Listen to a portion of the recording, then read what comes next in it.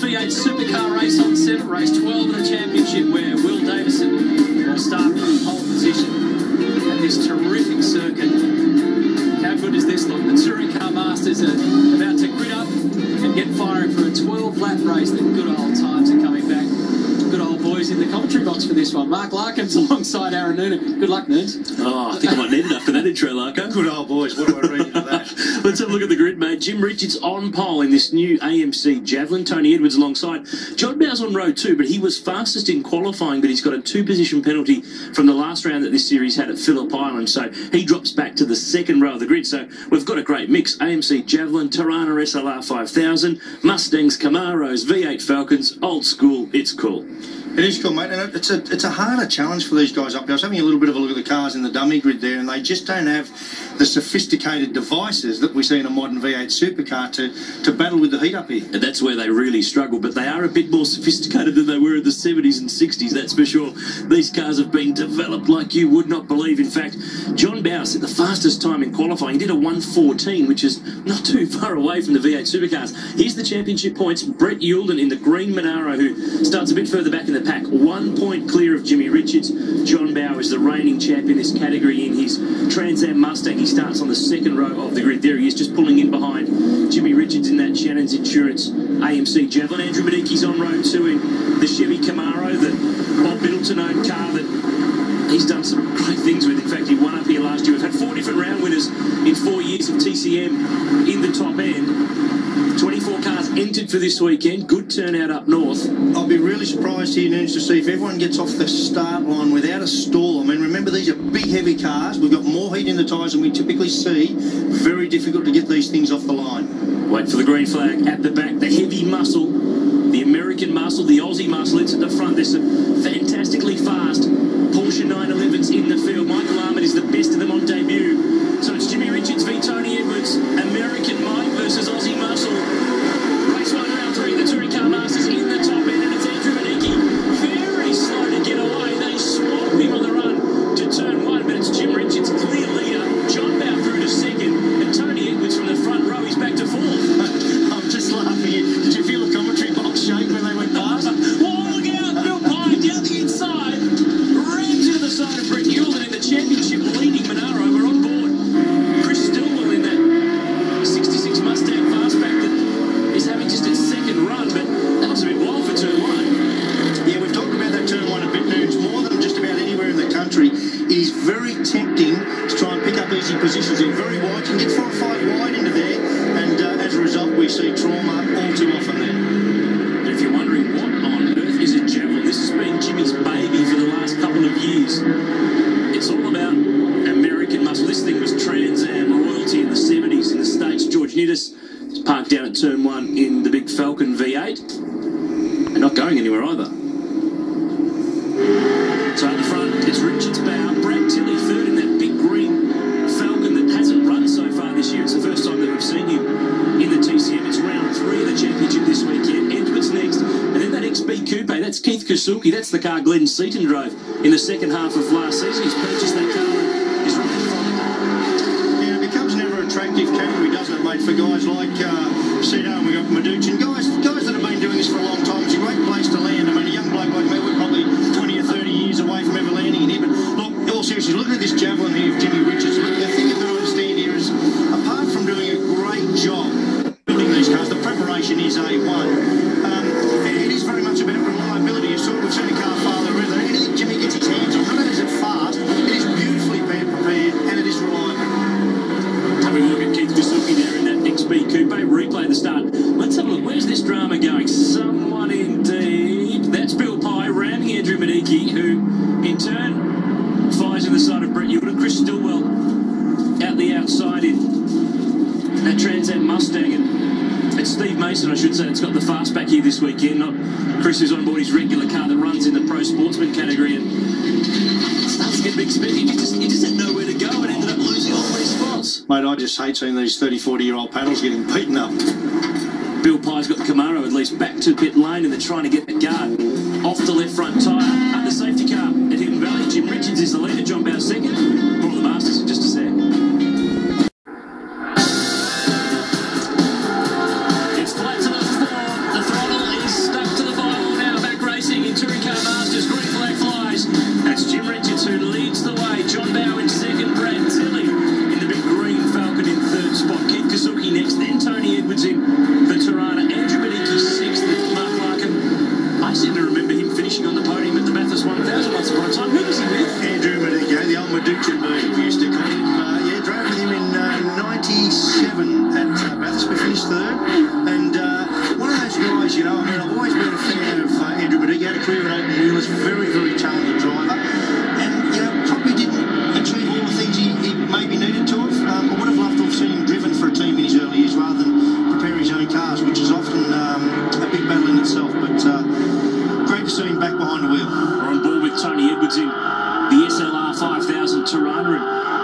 in the last couple of years have just extended the window of the year of eligibility to let some of the Aussie muscle cars in, like this one and the XB Coupe Falcon that runs up just in front, because it was dominated by the American, the Mustangs and the Camaros and the like. Yeah, and let's be honest, mate, Aussies build the best muscle cars in the world, mate. I have every edition of Australian muscle car in my bookcase.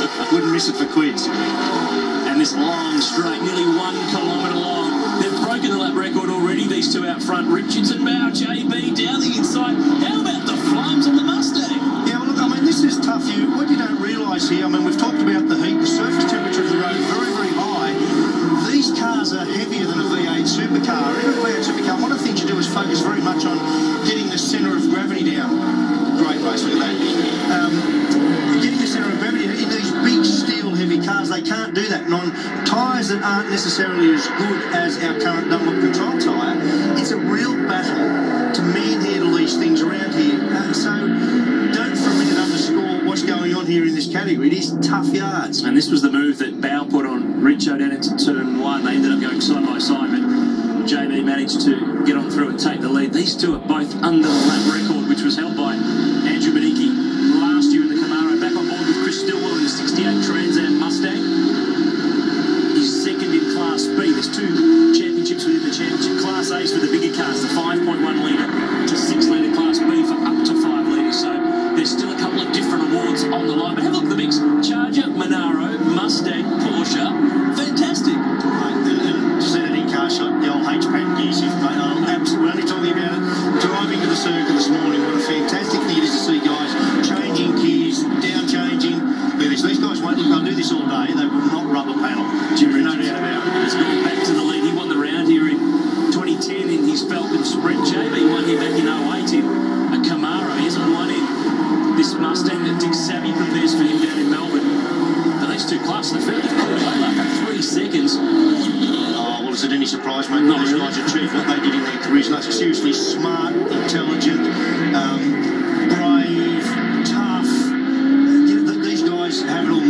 Both of those guys in particular have a very intimate mechanical understanding of their race cars, which has allowed them to sort them out. There's no doubt about it. Real talents, and it's interesting that they're around this way because Johnny Bowie developed a real reputation in his career. When he's in front, he can make his car wider, better than anybody in the game. No idea what you're talking about, Larko. Never seen it before. Not sure what you're on about. These two dominant. Richards and Bow, 1 and 2. Brad Tilley's third from Keith Kasuki, then Tony Edwards. Mediki next. Tony Karafilovsky in the Falcon is 7th. Gary Trelaw's got the Charger up to 8th. Graham Alexander 9th, and Brett Newland, championship leader, is 10th. But for how much longer is he the title leader? Not too long, I wouldn't guess. Bow and Richards are going to go backwards and forwards.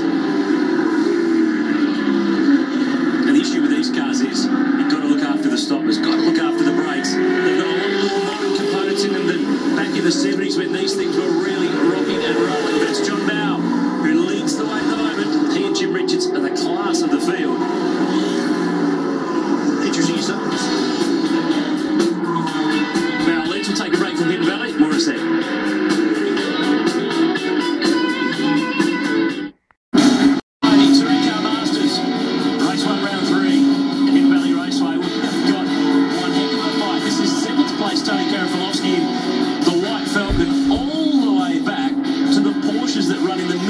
You've got such a mixture here, but on the straight, Larko, you've got to be in a V8.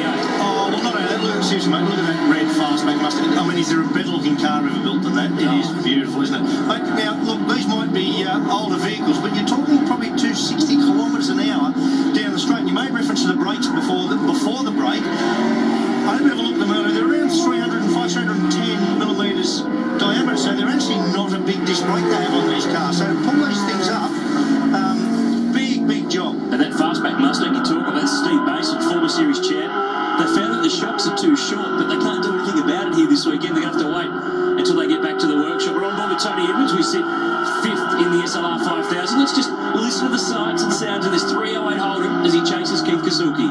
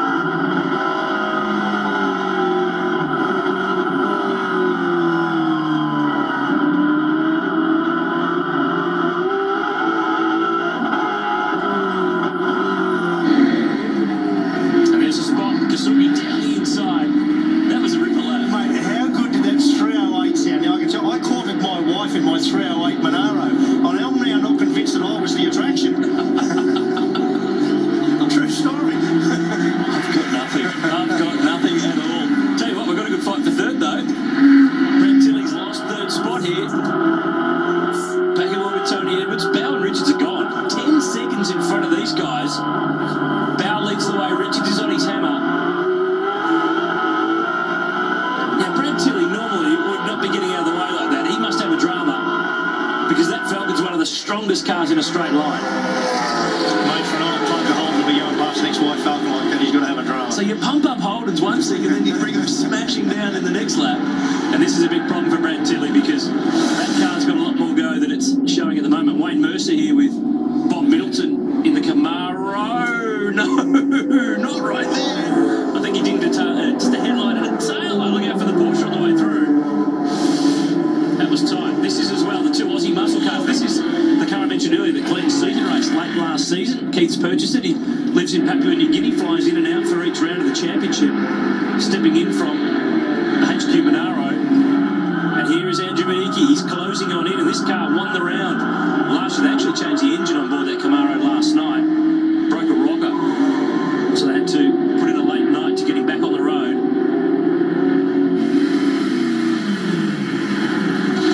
Came into this weekend 5th in the championship.